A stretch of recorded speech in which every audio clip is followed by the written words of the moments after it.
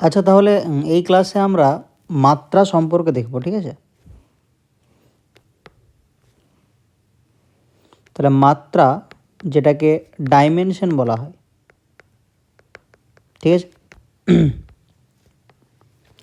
তাহলে এই মাত্রা জিনিসটা কি দেখো, তাহলে আগেই বলেছিলাম যে 7টা মূল রাশি দিয়ে বিভিন্ন ভৌত রাশিকে প্রকাশ করা যায়, ঠিক আছে? তাহলে ওই যে 7টা মূল রাশি ছিল, তাদের বিভিন্ন মাত্রীয় সংকেত রয়েছে, ঠিক আছে? ওই বিভিন্ন মাত্রীয় সংকেতগুলো আমরা জানবো আগে। যে ধরো দৈর্ঘ্য মূল রাশি ছিল, দৈর্ঘ্যের মাত্রীয় সংকেত হচ্ছে এল, এরকম থার্ড ব্র্যাকেটের মধ্যে এলটাকে দেখানো হয়, এল মানে লেন্থ আর কি। সেরকম ভরের মাত্রীয় সংকেত ক্যাপিটাল এম, এম মানে মাস। আচ্ছা, সময় এর মাত্রীয় সংকেত ক্যাপিটাল টি।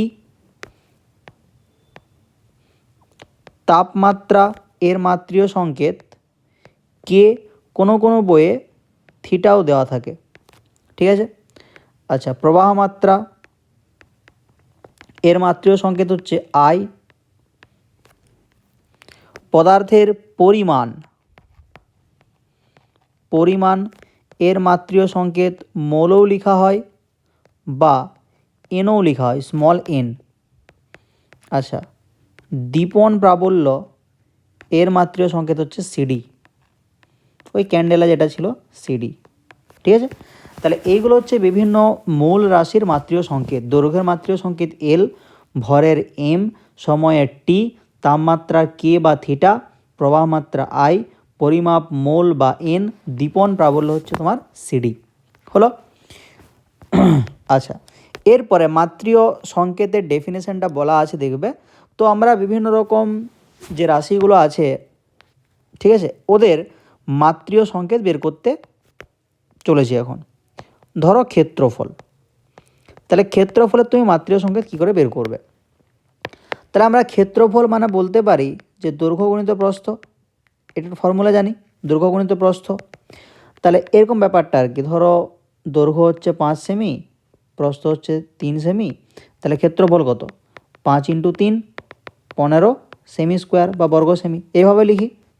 তাহলে দেখো দৈর্ঘ্যের যেটা একক সেটাও প্রস্থের একক, একক তো সেম, দুটাই তো দূরত্ব। তা আমি বলতেই পারি যে দৈর্ঘ্যের মাত্রা ইন্টু দৈর্ঘ্যের মাত্রা। যেহেতু দৈর্ঘ্য আর প্রস্থ দুটার একক সেম হয়, তাহলে এদের মাত্রীয় সংকেতও সেম হবে। তাহলে যেটাই দৈর্ঘ্যের মাত্রা সেটাই প্রস্থের মাত্রা হবে। তাহলে দৈর্ঘ্যের মাত্রাকে আমরা এল দিয়ে লিখি, ইন্টু দৈর্ঘ্যের মাত্রা এল, তাহলে কি হবে? এল স্কোয়ার। তাহলে ক্ষেত্রফলের মাত্রীয় সংকেত হচ্ছে এল স্কোয়ার। এরপরে এটাকে এইভাবে লিখে এম এল টি, তাহলে M0 T0 এল স্কোয়ার, এইভাবেও কোনো কোনো বইয়ে লেখা থাকে, ঠিক আছে? MLT দিয়ে লেখা হয় আর কি। তাহলে এখানে তো এম আর টি নেই, তার জন্য তাদের মাথায় 0 লিখেছি আর এলের মাথায় 2। আচ্ছা, এরপরে আয়তন। তাহলে আয়তন মানে আমরা লিখতেই পারি দৈর্ঘ্য গুণিত প্রস্থ গুণিত উচ্চতা। তাহলে দৈর্ঘ্যের জায়গায় দৈর্ঘ্যের মাত্রা, সবগুলোই তো দেখো, আমি যদি মিটার বলি তাহলে দৈর্ঘ্য মিটার, প্রস্থ মিটার, উচ্চতাও তো মিটার মিটার দিয়ে লেখা যায়। সেমি দিয়ে বললে দৈর্ঘ্যটাকেও সেমি দিয়ে লেখা যায়, প্রস্থটাকেও সেমি দিয়ে লেখা যায়, উচ্চতাটাকেও সেমি দিয়ে লেখা যায়। তাহলে দৈর্ঘ্যের মানে সবগুলো আমি দৈর্ঘ্যের মাত্রা দিয়ে প্রকাশ করতে পারি, কারণ সবগুলোই দূরত্বকে বোঝায়। দৈর্ঘ্য মানেও দূরত্ব, প্রস্থ মানেও দূরত্ব, উচ্চতা মানেও দূরত্ব। তাহলে আমি বলতেই পারি যে দৈর্ঘ্যের মাত্রা ইন্টু দৈর্ঘ্যের মাত্রা ইন্টু দৈর্ঘ্যের মাত্রা, ঠিক আছে? তাহলে কী হবে? L into L into L মানে এল কিউব হবে, ঠিক আছে? তাহলে যেহেতু এখানে এম আর টি নেই, তো তুমি এটাকে লিখতেই পারো m⁻0 এল কিউব t⁻0, ঠিক আছে? তাহলে এটা গেল হচ্ছে আয়তন। আচ্ছা, এরপরে ঘনত্ব। তাহলে আমরা কি জানি? ঘনত্ব সমান ভর বাই আয়তন। এবারে ভরকে আমরা কী দিয়ে লিখি? এম দিয়ে। আয়তনকে একটু আগেই পেলাম এল কিউব। তাহলে যদি এল কিউবটা উপরে উঠে তাহলে কি হবে? m(l⁻³ ঠিক আছে? আচ্ছা, এরপরে বেগ। বেগের মাত্রীয় সংকেত বা মাত্রা কী হবে? তাহলে বেগ মানে হচ্ছে সরণ বাই সময়। সরণ মানেও এক প্রকার দূরত্ব, আমরা পরের চ্যাপ্টারে দেখব। তাহলে যেহেতু এক প্রকার দূরত্ব, তো আমি সরণের জায়গায় লিখব যে দৈর্ঘ্যের মাত্রা, আর সময়ের জায়গায় সময়ের মাত্রা। ঠিক আছে, তাহলে দৈর্ঘ্যের মাত্রাকে এল দিয়ে লেখা যাবে, আর সময়ের মাত্রাটাকে টি দিয়ে লেখা যাবে। তাহলে টিটা নিচে আছে, টি এর মাথায় কত আছে 1, তাহলে উপরে উঠলে এল টি টু দি পাওয়ার -1। তাহলে এটা হচ্ছে বেগ। আচ্ছা, এরপরে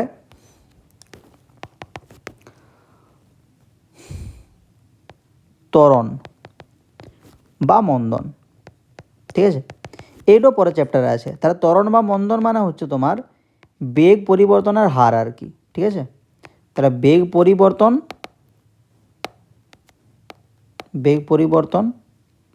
নিচে সময়। তাহলে বেগ পরিবর্তন মানে আমি বলতে পারি যে বেগের মাত্রা। ঠিক আছে, বেগ পরিবর্তন মানে কি, যে আগে বেগ 10 মিটার পার সেকেন্ড ছিল, এখন 5 মিটার পার সেকেন্ড, তো কত পরিবর্তন হয়েছে 5 মিটার পার সেকেন্ড। তো একক কি চেঞ্জ হচ্ছে? হয়নি, তাহলে মাত্রাও চেঞ্জ হবে না। তাহলে যেটাই বেগ পরিবর্তনের মাত্রা সেটাই বেগের মাত্রা বাই সময়ের মাত্রা। তাহলে বেগের মাত্রা কি এল টি টু দি পাওয়ার -1, সময়ের মাত্রা টি। তাহলে টিটা যদি উপরে উঠে তাহলে -1 ছিল, আবার একটা -1 যোগ হবে, তাহলে -2 হয়ে যাবে। তাহলে এল টি টু দি পাওয়ার -2। ঠিক আছে, আচ্ছা, এরপর বল। তাহলে বল সমান ত্বরণ ইন্টু ভর। তাহলে ত্বরণ ইন্টু ভর মানে আমি বলতেই পারি যে ত্বরণের মাত্রা ইন্টু ভরের মাত্রা। তাহলে ত্বরণের মাত্রা কী পেলাম এল টি টু দি পাওয়ার -2, ভরের মাত্রা এম। তাহলে যদি গুণ করি, আগে এমকে লিখতে হয়, তারপরে এলকে লিখতে হয়, তারপর টিকে লিখতে হয়, এম এল টি এই আকারেই লিখতে হয়। তাহলে M L T to the power -2। আচ্ছা, এরপরে কার্য। তাহলে কার্য মানে কি বল ইন্টু সরণ। তাহলে বল মানে M L T to the power -2, সরণ মানে এল। তাহলে এল আর এলে গুণ করলে এল স্কোয়ার, তাহলে M L to the power 2 T to the power -2। ঠিক আছে, এটা গেল কার্য। এরপর ধরো চাপ। তাহলে চাপ মানে আমরা জানি বল বাই ক্ষেত্রফল, এগুলো সব পরে চ্যাপ্টার আছে। ঠিক আছে, চাপ কি, কার্য কি, বল কি, বেগ কি, ত্বরণ কি, মন্দন কি, আবার এগুলো রিপিট পাবে। তাহলে চাপ সমান কি বললাম বল বাই ক্ষেত্রফল। তাহলে বলের মাত্রা বাই ক্ষেত্রফলের মাত্রা।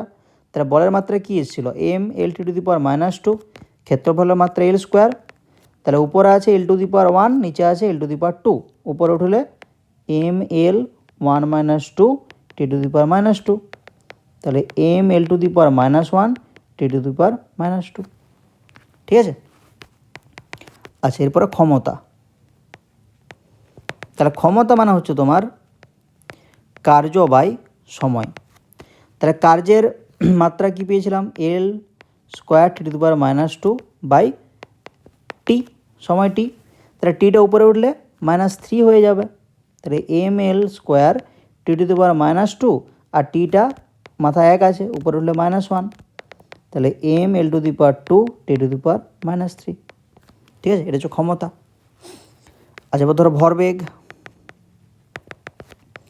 তাহলে ভর ইন্টু বেগ মানেই ভরবেগ। তাহলে ভরের মাত্রা ইন্টু বেগের মাত্রা। তাহলে M into L T to the power -1, তাহলে M L T to the power -1। ঠিক আছে, তাহলে এইভাবে বিভিন্ন রাশির মাত্রা বের করানো হয়। এরপর একটা জিনিস আছে যে সমমাত্রিক নীতি। ঠিক আছে, সমমাত্রিক নীতি জিনিসটা কি? তাহলে যদি আমরা কোনো একটা সমীকরণ দেখি, তাহলে ওই সমীকরণের প্রতিটা পদের মাত্রা কিন্তু সমান হয়। কি বললাম? সমীকরণের প্রতিটা পদের মাত্রা সমান। ধরো একটা সমীকরণ আছে a + b + c, এখান থেকে d + e, তাহলে এখানে 5টা পদ আছে a b c d e। তো এই পদগুলো আমি কি বলছি নি এক্সাক্টভাবে। তাহলে এই যে এর যে মাত্রা হবে, বি এর মাত্রাও সেম হবে, সি এর মাত্রাও সেম হবে, ডি এর মাত্রাও সেম হবে, ই এর মাত্রাও সেম হবে। তাহলে সবার কিন্তু মাত্রা সেম হবে, না হলে সমীকরণে এভাবে লেখা যায় না। ঠিক আছে, মানে এরকম ব্যাপারটা আর কি, যে আমি 5 কেজির সাথে 10 কেজি যোগ করতে পারি, কিন্তু 5 কেজির সাথে কি 10 লিটার যোগ করতে পারবো? পারবো না। কারণ এককটা একই হতে হবে। সেরকম মাত্রাটা যদি না এক হয় তাহলে সেইগুলোকে আমরা সমীকরণের মধ্যে লিখতে পারি না। ঠিক আছে, তো একটা সমীকরণে যতগুলো পদ থাকবে বা যতগুলো জিনিস থাকবে তাদের মাত্রা কিন্তু একই হতে হবে। তো এটাকেই বলা হচ্ছে সমমাত্রিক নীতি। ঠিক আছে, আচ্ছা এই মাত্রা বিশ্লেষণের উপযোগিতা কি? তাই এই যে আমরা মাত্রা বিশ্লেষণ করছি এর বেনিফিট কি বা উপযোগিতা কি? তো ফার্স্ট যে উপযোগিতা আছে যে এক পদ্ধতি থেকে অন্য পদ্ধতিতে তুমি যেতে পারো। ঠিক আছে, তাহলে একক পদ্ধতি থেকে অপর একক পদ্ধতিতে যাওয়া যায়। ঠিক আছে, আচ্ছা এরপরে সেকেন্ড, কোনো সমীকরণ সঠিক কিনা সেটা যাচাই করা যায়। কীভাবে যাচাই করবে? তাহলে একটা সমীকরণে যে পদগুলো আছে সেই পদগুলোর মাত্রাগুলোকে দেখবে, যদি সবার মাত্রা সেম হয় তাহলে সমীকরণটা সঠিক, না হয় সমীকরণটা নয় সঠিক নয়। আর একটা আছে তোমার, একটা রাশি অন্য রাশির সাথে কীভাবে সম্পর্কযুক্ত সেটাও কিন্তু এই মাত্রা এখান থেকে জানা যায়। তো ধরো একটা উদাহরণ আমি বলছি যে ই সমান এমসি স্কোয়ার, এটা আইনস্টাইনের একটা সমীকরণ। তো এই সমীকরণটা সঠিক না সঠিক নয়? তাহলে সমীকরণে দেখো দুটো পদ আছে। কি কি পদ আছে? একটা হচ্ছে ই মানে এনার্জি বা শক্তি। ঠিক আছে, এম সি স্কোয়ার, এখানে এমটা হচ্ছে ভর, সিটা হচ্ছে আলোর গতিবেগ। তাহলে এখানে শক্তির যেটা মাত্রা আসবে ভর ইন্টু আলোর গতিবেগের মাত্রাও সেটাই আসবে। তাহলে এই সমীকরণের বাম পক্ষের একটা মাত্রা আছে, ডান পক্ষের একটা মাত্রা আছে, দুটার মাত্রা যদি একই হয় তাহলে সমীকরণটা সঠিক। তাহলে শক্তির মাত্রা আমরা কি পেয়েছিলাম? দেখো এই যে যেটা কার্যের মাত্রা সেটাই শক্তির মাত্রা। তাহলে কি হয়? M L to the power 2 T to the power -2। ঠিক আছে, আচ্ছা এরপর ডান পক্ষ, তাহলে ভর ইন্টু আলোর গতিবেগ। তাহলে গতিবেগ মানে বেগ আর কি। তাহলে ভর মানে কি জানি? এম। আচ্ছা বেগ দেখো তার স্কোয়ার আছে, এবারে বেগ মানে আমরা কি জানি? এল টি টু দি পাওয়ার -1, এটা বেগ, তার স্কোয়ার আছে। তাহলে M into L square into T to the power -2, তিনটাকে একত্রে লিখলে M L square T to the power -2।